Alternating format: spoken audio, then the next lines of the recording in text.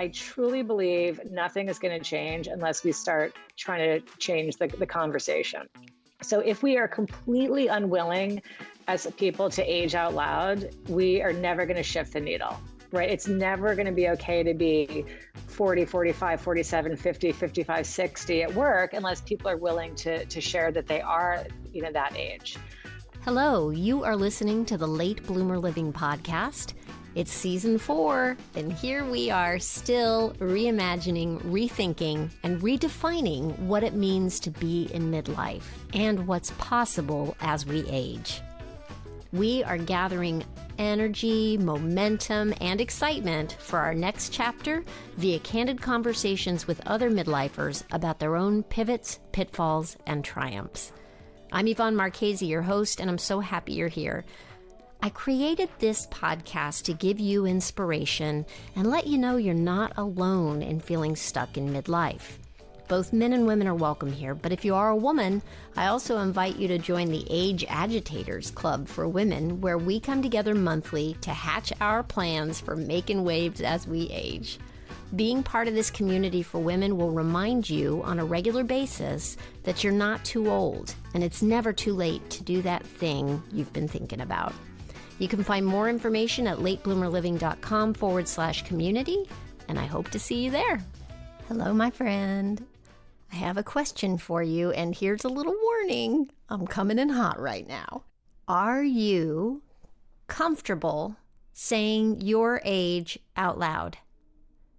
Do you avoid it altogether, or do you throw in jokes about being older than God or being around when dinosaurs roamed the earth?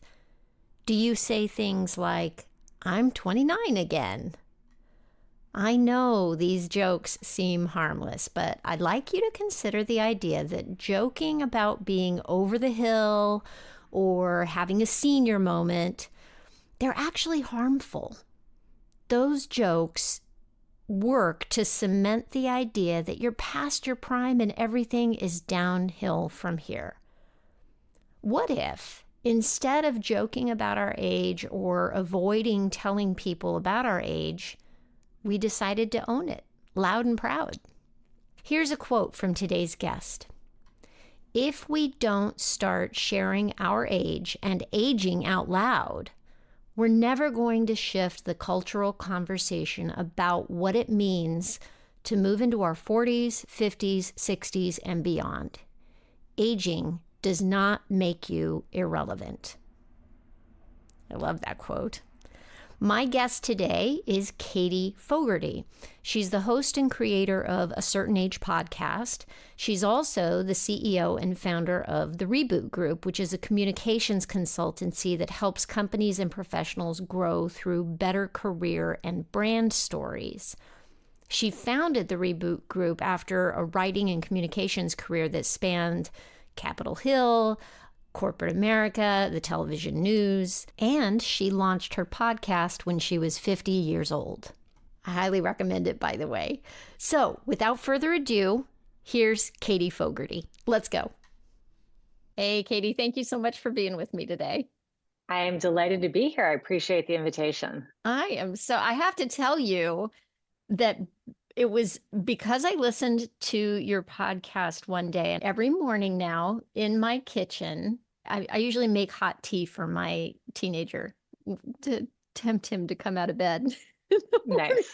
I love it. So Smart. I'm making his tea, and as the tea bag is steeping, I stand on one leg.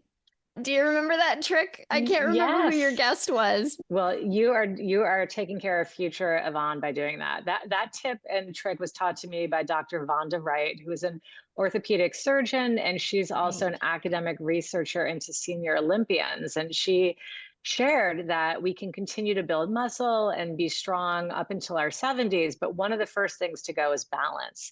And so by standing on one leg when you brush your teeth or make tea or unload the dishwasher, you are improving your balance and just making it easier to remain injury-free. So I love it. I'm so glad you're using that. I do it too. I brush my teeth every single day, twice a day, morning, night, on one leg. I alternate. Yeah, and I think it does something for your bone health as well. I had heard this as a tip before from a woman who is a yoga instructor who focuses on women over 50. And she talked about building your bone strength and how useful that particular move is for maintaining bone health. And so I knew it in the back of my head, and there was something about the conversation that you had with her on that podcast. And I was like, all right, Yvonne, get to it. And part of it is that this year I went back to roller skating after Ooh. 30 years of not roller Mhm. skating. And I was and I want to be able to keep doing it. I love it. I love it. So part of the reason I'm roller skating also is to keep maintaining that balance, you know? Yeah, it's so fun. So smart to focus some of your exercise and fitness on things that you just totally enjoy versus, reps in a gym. Like you love roller skating. I love playing racket sports, and when something's You fun, what do you play? we What do it. racket sports do you play? Well, I played tennis for a decade, but during the pandemic, I picked up something called platform tennis, which sometimes people refer to as paddle tennis, and it's played outdoors in the winter in a elevated metal floor that's heated, and there are screens all around the court. And so unlike just tennis where you're playing balls that hit the surface, you play balls off the screens as well. So it's kind of a combination of tennis and squash, where Squash, you're playing yeah. off of walls. Wow. I have It's never heard super of that fun. before. That does It's sound like really, yeah, it's really, really fun. It's hard. It's fun and hard. tennis is hard. Yeah, it's super fun, but it takes a long time to get good. But Yeah. that's okay. Sometimes the fun is in the trying and the learning and the growing and just getting better day by day. Yeah, but you're right. It really is about finding whatever that thing is for you that you find fun, right? And keeping your body moving that way. Well, what I'm so excited to have you here today to talk about your podcast and to talk about what made you decide to start your podcast. Oh, I What's love this the question. So inspiration? I had been kicking around the idea of launching a podcast for about 2 years. And I, at one point, just sort of said to myself, this is such a cliche. Everyone's got a podcast, and I kind of got in my own way. And then during the pandemic, I was, sort of increasingly isolated at the beginning of the pandemic, back when we were all sheltering in place. And I was missing hanging out in rooms full of amazing women. And I was really in need of a creative outlet because I was starting to feel that like early pandemic burnout from all of the stress and the anxiety. And I decided, I was going to go for it. I was going to launch the show. And I decided to focus on ageism and spotlighting women who are aging out loud and are creating vibrant midlives and vibrant third, fourth, and fifth and sixth acts, in part because of my day job. So, my day job is working as a career coach. I work with a lot of senior executives, small business owners, and teams at large organizations ranging from like Google to American Express to Capital One. And I work with a lot of very experienced senior executives, and I was starting to hear this steady drumbeat of fear around ageism. Hmm. Early in the pandemic, we were having big, reductions in force. People were losing their jobs left and right. Industries were contracting. It was a scary time, and I was really hearing this steady drumbeat of fear around ageism, loss of relevancy, loss of marketability. Everyone feels that they were reluctant to share their age, and they felt like leaving their dates on their LinkedIn or their resume was a red flag and that they were going to be whacked or overlooked. And that was my aha moment. I spoke to two people on one particular week who just said to me, no one can know I'm over 50. And it made me sad. And it Yeah. also, it made me a little mad. There is nothing wrong with being 50. There's nothing wrong with being experienced and having a lot of miles under your belt, a lot of expertise at work. We've developed great skill sets. We've developed lived wisdom. We've developed expertise. And I had my aha moment and said, this is what I want to be talking about. So I launched the show really to spotlight people who are thriving at this chapter of life. Fantastic. Oh, you're speaking my language. And I also had the idea for my podcast rolling around my head for 2 years and was stopped by many of the same conversations that you just mentioned. But also, I had a healthy dose of imposter syndrome. And why would anybody want to listen to me? That was a major part of the conversation in my head. I was telling myself I was too busy, I was too this. But once I realized that the main stoppage was the imposter syndrome, that's when I was like, oh, well, then you have to do it. I love And it. Right. You had to mhm, push yourself past yeah, that kind of limiting belief and that fear. I think that's really common. I mean, I've gone through phases in my own life and my own career when I would like think to myself, why me? Like other people are doing this, and is there a space for me? And for me, getting to midlife has taught me that we need to give ourselves permission to go after the things that we want to do. Launching the podcast has really reinforced that for me because I have had 163 conversations as of today. I've recorded 163 shows, and I've talked to countless women who just got to midlife and gave themselves permission to go for it, to leave a job and become an author, to launch a nonprofit, focus on a cause that they really care about, to leave being a stay-at-home parent to launch their own business, to leave corporate life to launch their own businesses. Women get to a certain point and they look around and they start to think, why not me? That earlier voice of why me, why me? Like, what do I have to offer? We get to this phase of life and we recognize we have so much to offer. And, so we give ourselves permission to go for our dreams. yeah. I think also the flip side of that is that the internalized ageism that we have can stop us from stepping out and taking on new challenges as we get older because I feel like ageism of course cuts both ways. You've got ageism against the young and ageism against the old, and for me, there were certain things I told myself when I was young. Oh, I don't have enough experience. I'm too young to do that, blah, blah. And then I get to a certain point and I'm like, suddenly I'm too old to do it, feeling too Yes. old to do it. And it was all internalized ageism. There's certainly external ageism, but I think the thing that I'm most passionate about addressing is what we've internalized that gets in our way as we make decisions about the things Right. that we want to do. And that internalized ageism comes from culture and it comes from external factors. The inner voice that we have, we weren't born with it. It was trained into us by our set of experiences. And Mm-hmm. I do believe for women that there is the sort of the double bind where you're too young at one point and too inexperienced to have, quote unquote gravitas.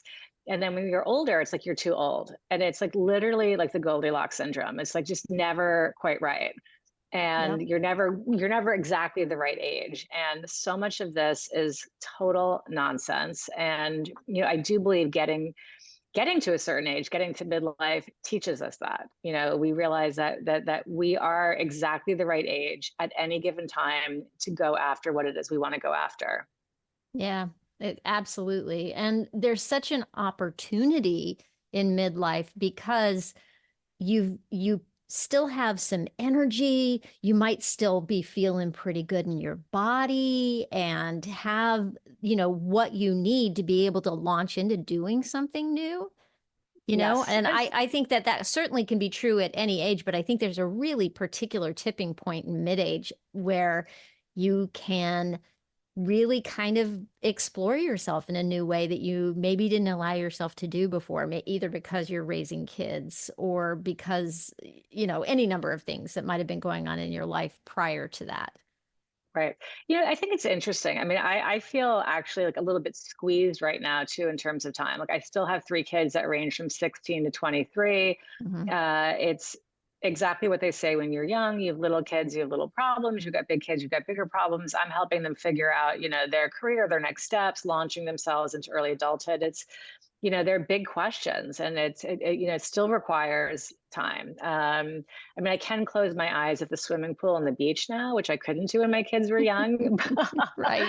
So like things do, move in a better direction, but there's still so much time. And I have, parents that I want to spend time with. One of my two parents is experiencing some health challenges that my siblings and I had to get involved with. So there isn't magic time. I mean, I think that I was just talking about this with a friend the other day that everyone who's spent any time on Instagram has probably seen this meme go around. And it basically says something like, getting to adulthood is saying to yourself over and over again, life will quiet down next week. And you'll say this until you die. And that is true. I'm raising my hand. That is exactly what the language in my head for just about any moment in my life. Yep. Exactly. And it's just, this is true of every day, of every phase, of every bit of our lives. So, I do think that sometimes I do hear women say things to me, not on my show, because the women that come on my show are on the show because they are reinventing and they're experts in navigating change and making things happen. And, they're really approaching midlife with a great deal of vibrancy. But I talk to clients, I talk to people in my personal life, and I just spend time reading articles and different things. And you do hear this refrain of like, it's too late, and I feel like that isn't necessarily true. It's never too late to do what you want to do and try new things on for size, but sometimes we need to be realistic and we sort of have to reinvent our passions. The oldest guest that I've had on my show is a woman named Dr. Helen Fisher. She came on the show several years ago at the age of 73. She'd gotten married in her 70s. She found love. So, she was, sometimes people think, oh, it's too late to like start a relationship. It's never too late if that's something that's really important to you. Some things, we do have an expiration date on certain things, like the ability to like maybe, have children, but you can adopt or foster. I mean, there's just so many different ways to sort of reinvent what it is that you want to be doing. Maybe it's too late to become a foreign correspondent and move to a different country, but you could move to a different country and become a blogger. I mean, you can be realistic around your dreams and still realize them in one shape or another if they're important enough to you. Yeah. Yeah. I think the only time it's too late that it's true, if it's too late, is if that's what you're going to keep telling yourself, you're going to make it true. Yeah, absolutely. I mean, even Dr. Vonda Wright, who we just talked about, I mean, it's too late to become a 14-year-old Olympic gymnast, but she studies, senior Olympians. So there is just so many different ways to, you can, if Olympic dreams are on your radar, you could conceivably make that happen. There's no end to the things that you could be doing. But I think reinvention doesn't need to necessarily be as dramatic as becoming a senior Olympian or entering like a new marriage at 73. Reinvention can be as simple as reinventing your sense of fitness or your purpose, or reinventing your friendship circle, not like jettisoning your old friends, but like acquiring new ones. I mean, there's always different ways to reinvent and create a more expansive, sort of open life, and in whatever shape or form that you want it to be. Maybe you want to reinvent your fitness, maybe you want to reinvent your creativity and launch, learn to knit. I mean, there's so many different ways to, bring new things and new experiences into your lives. Yeah, absolutely. And I think a lot of times people think about reinventing, and I think that there's a fear that comes up that they're going to have to blow up their current life to do that. And I think that's what you're speaking to, is that it doesn't have to be something huge. It can be something that is small and personal to you, and a small shift. And who knows where that leads, right? Absolutely. One little I love thing that. can be a trigger that just takes you down a primrose path. Yeah. And Yvonne, I would encourage your listeners, everyone who's listening to the show today, to take this idea on for size. Like, your life is being reinvented, even if you're not actively choosing it. Like if you are, jobs come and go, things have end dates. If you are a parent, your children will grow and age and leave the home, and your family dynamic will be reinvented. Friends will move out of town, and you'll need to reinvent your circle. Our bodies change, like it or not. We need to reinvent our fitness. So things are always in evolution. And even if you're resistant to the idea and thinking like, I have no interest in changing, change is coming anyhow. So the more open we are to it and the more intention we bring to it, I think that the happier we will be. I love that. Yes. Yes to that. Hey, we're going to take a quick break here so I can tell you about an awesome resource that I think you're going to love. Here's the thing. We are always works in progress. Do you find yourself wondering, what do I want to be when I grow up? If so, then I think you're going to want to subscribe to We're All Getting Older, which is a weekly newsletter written by Lou Blazer that's all about continuing to grow and get better in the second half of our lives. We're All Getting Older is a sponsor for this podcast, and I'll tell you, I don't choose sponsors lightly. I get so much benefit from reading Lou's newsletter every week, and I think you will too. She writes the newsletter for midlifers who believe in getting better as we get older and making the most of life's second half. Her newsletter was previously called Midlife Cues, but it does have a shiny new name, and I love it. We're All Getting Older. So if you want to subscribe to that, it is on Substack, and you can easily find a link to subscribe at loublazer.com. That's LOUBLASER.com. And now back to our regularly scheduled programming. So what would you say is the biggest thing you've learned about yourself since starting the podcast? The biggest surprise for me in launching this show and in all the conversations I've had is how we need to really be our own advocates in terms of our healthcare. This past year alone, in 2023, I had, I believe, 15 doctors on the show. And I have spoken to probably, close to 60 doctors since I've launched this podcast.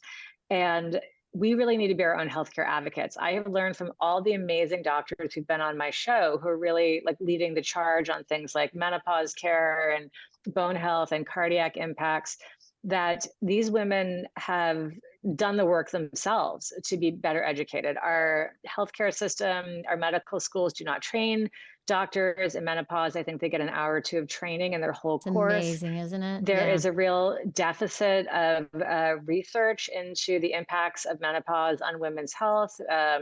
There has been some misinterpretation of science. There's been a lot of fear over the last decade plus about the efficacy of hormone replacement therapy. So a lot of women haven't been using it and will most likely be experiencing, impacts to their bone and heart health from the loss of estrogen over the years. So I was shocked to discover, truly shocked to discover how little the healthcare providers that I was just walking into knew about what was going on with my body. I sometimes joke that I've learned more about caring for a menopausal body by being a podcaster than I ever did in visiting a doctor. And, we all have to say to ourselves, that's not right. That is scary, isn't it?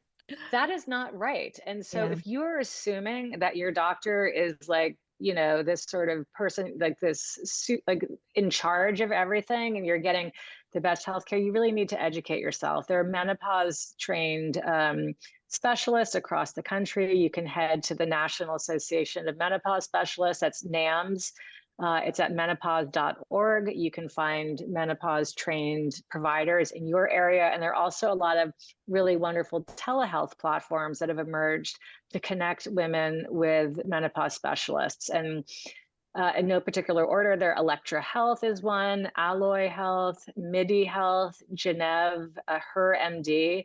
These are all platforms that provide telehealth services and connect women with the healthcare that they deserve, that they're not currently getting.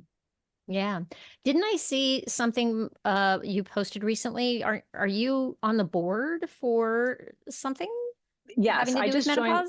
Remind me. I am. I just joined the board of a nonprofit called Let's Talk Menopause. It's a research and advocacy arm. It has a medical board that is a board of advisors, but it does not give medical health per se, but it gives you access to resources and information. I had the founder of the nonprofit, one of the co-founders, Donna Klassen, on the show 3 years ago. We've stayed in touch, and I recently joined the board, and I recently joined Donna at the end of last year to head down to DC for the introduction of the Menopause Research and Equity Act of 2023. which was introduced by Congresswoman Yvette Clarke from New York. And this bill is asking the director of the National Institutes of Health to pay attention to menopause, to allocate dollars for research, to have tracking so we can see what kind of the $45 billion is in the NIH budget for research. You can't, less than 10% is allocated towards women's health issues, period. And it's very hard to glean how much is being allocated to address menopause, because there is no tracking number for menopause. So the bill asks that menopause research be tracked, so at least we can figure out like if dollars are being spent appropriately. That's urgent. So I'll just say that's an it's urgent totally need. urgent. We are an aging population, and that needs to be addressed. Man. Yvonne, you put your finger on it, because everyone who's listening to your show probably knows these statistics. Women have better heart health and better overall health than men up until they go into menopause. But the number one killer of, the number one deaths in women, of cardiac deaths, happen with women. Women have greater rates of osteoporosis, greater rates of hip fracture, which is a leading cause of death in the elderly population. And by the way, that we're all going to be that population at some point. Women have greater rates of Alzheimer's and dementia than men, right? So there are more women in the US than there are men, and more women have more adverse impacts in these three gigantic areas. And it's criminal that it hasn't been studied. There's not enough dollars being put towards, protecting this population. It's a health equity issue, and it's like a human rights issue. We need better healthcare. We're one of the richest countries in the world. It's kind of astonishing that our health is not being prioritized. Yeah. And most of the studies that have been done for anything like heart health or any general conditions that are going to affect people, most of them have been studies done on men. Not studies on done women, on men, exactly. Right? A lot of our medicine dosing, like even aspirin dosing, is based on men. I recorded a podcast with Dr. Suzanne Steinbaum. If anyone's interested in cardiac resources and information, it's a wonderful listen. I encourage you to come to a Certain Age Pod and search for it. But Dr. Steinbaum shared that when women show up in an ER, they are less likely to get care than men and more likely to die from a heart attack in a hospital. So there's people a lot don't of recognize the symptoms, right? Because the symptoms are different for women than they are for men, and we think of certain things when it comes to a heart attack, and it's all based on what are the signs of how a heart attack presents in a man. They present differently. And I also think there's also, a bias against women. Women are often thought of, there's bias in the medical industry, the medical system against women. Women are sometimes thought of as being, complaining or anxious or stressed out, histrionic, right? Yes. Sort of overreacting. And, you really, truly have to be your own advocate. It's, I think this sounds depressing. The good news is we're at a tipping point. We're at an inflection point where there is so much attention being paid to menopause. There are just a cadre of really smart doctors and women who are, banging the drum, blowing the horn, calling attention to this. We've also been helped because there's a lot of interest and advocacy and from celebrities, for good or for bad. When a celebrity speaks, people pay attention. And there are a lot of women who are being much more candid about their own menopause experience. Oprah Winfrey has shared about hers. Michelle Obama has talked about it. Naomi Watts has talked about it. Gwyneth Paltrow. So Halle Berry, who I had the chance to meet at the end of last year on Capitol Hill, who's become very active in menopause advocacy, which is important too, because women of color are disproportionately, I can't even say that word, but they have bigger, more adverse impacts from menopause, including cardiac health. So when women are willing to be vulnerable and share the spotlight and sort of spotlight these, what had been thought of as sort of embarrassing taboo topics, it really brings the sunlight that we all need on this. And I honestly feel like I have a 23-year-old daughter, and I'm so delighted that she will probably never have to work as hard to educate herself. This will be standard of care. It'll be like brushing your teeth, wearing a seatbelt, wearing a bike helmet. They'll look back at this time that you and I went through as sort of like the dark ages when people like didn't have the information and the tools they need. That is Yeah. my hope. I love that idea of bringing it into the air. And that leads me to, before we go, I want to talk about your Age Out Loud initiative, because I freaking love that. And it ties back to the beginning of your story with these women that you're coaching who don't want to out themselves, and understandably so, I will say, because, I used to be an actress. I used to be in the theater. The shelf life is even shorter within that industry. You get to a certain point and you're old. And Yes. so it totally makes sense that people do not want to out themselves with their age. But how much more power do we have if we do let people know our age? If people know what 55 looks like on this person versus that person, that there's no one right way to look when you are an age. There's, so talk to Yes. me. I'm going off. Yeah. Talk to me about No, your Age I Out love it. Loud. I love what you're sharing. So just very quickly, so Age Out Loud is sort of an outgrowth of the podcast. My show is called A Certain Age Pod. New episodes come out every Monday. So I could talk to an amazing woman in midlife reinventing 24 hours a day, 7 days a week. There is no shortage of incredible women up to really amazing things in midlife. None. So I created a sister account over on Instagram called Age Out Loud, and it's an opt-in. So there's a link in the bio. You can open up a type form. You can enter in some answers to some questions, upload some photos, and then I create like a short little Instagram reel and share your story. This allows me to spotlight a much wider range of stories. And so I would encourage anyone who's listening to join me over on Age Out Loud and share your story. I'd love to hear it. But the notion sort of behind this idea of aging out loud, Yvonne, you put your finger on it. It's tricky, right? Ageism is real. It is a problem in the job industry. Even though age is a protected status under federal law, you're not legally allowed to be discriminated due to your age, right? So that's the law. But there's a big difference between the reality of the law and just the way people perceive you. And I know that ageism is real. I hear it all the time. There is a bias against people who are older. So it is tricky about aging out loud in your workplace. Every person needs to ask themselves, what is my comfort level? What is my sense of job security? I would never encourage anyone to do anything that would put their livelihood at risk. Having said that, I truly believe nothing is going to change unless we start trying to change the conversation. So if we are completely unwilling as people to age out loud, we are never going to shift the needle, right? It's never going to be okay to be 40, 45, 47, 50, 55, 60 at work unless people are willing to share that they are, that age. So I invite people to try this on for size. And if it's not at work, you could think about other places in your life where you might choose to age out loud. Maybe you would do it in your community. Maybe you would do it in your home. Maybe you would do it, like for relatives and family. Maybe you would do it at social events.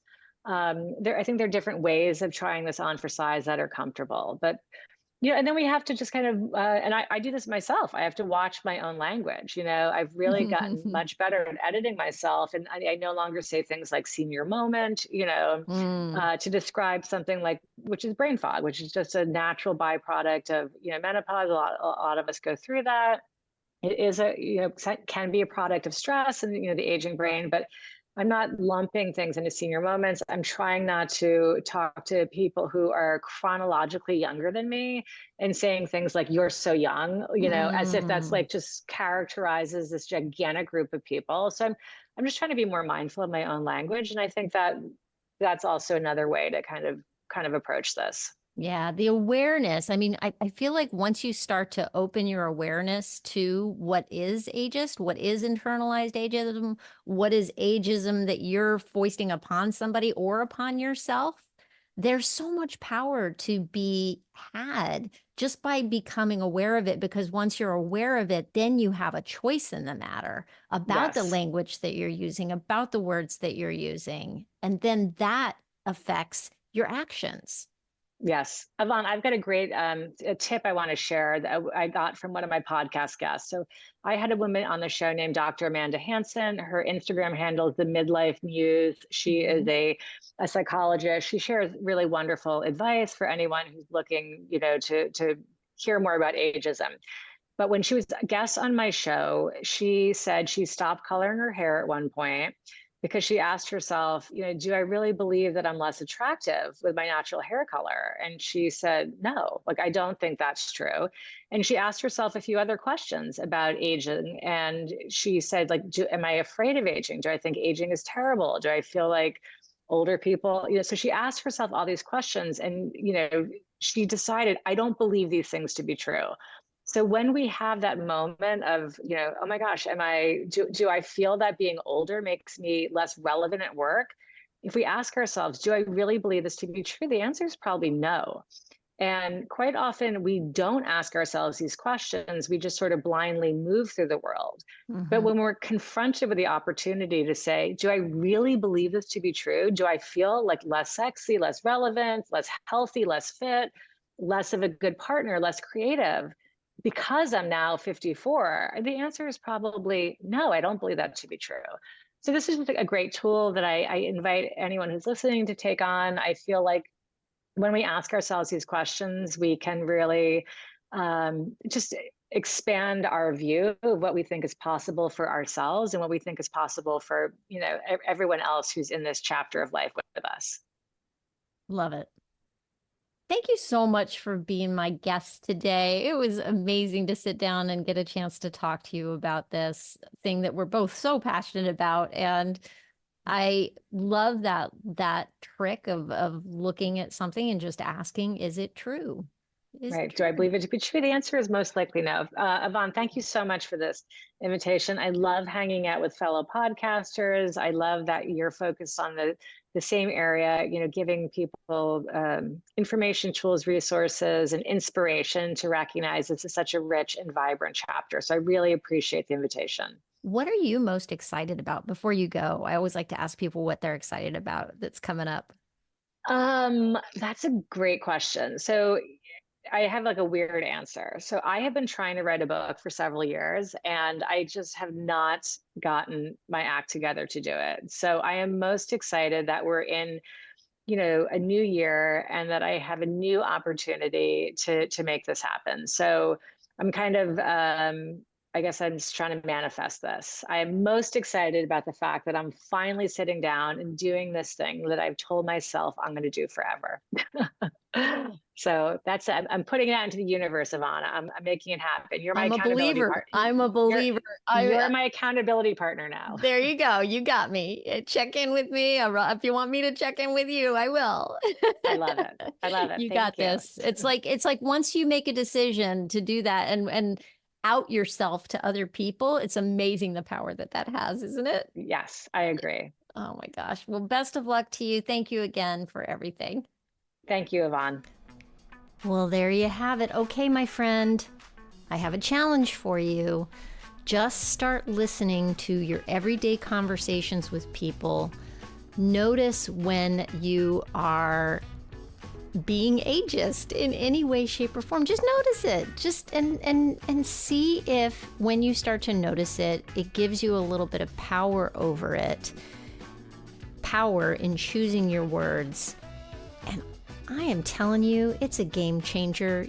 You are going to start to change the way you think about yourself and what's possible for yourself as you move along through your life. So, hey, if you are interested in learning more about Katie Fogarty, you can head over to acertainagepod.com. Check out that Aging Out Loud initiative. It's called Age Out Loud. And check out her podcast. She brings on experts, doctors. It's just chock filled with great information that is important to us at this point in our lives. So go check it out. You can also find information about Katie in the show notes for this episode. You can just go to latebloomerliving.com/podcast and look for episode 174. Thank you so much for listening. I hope you have a great week.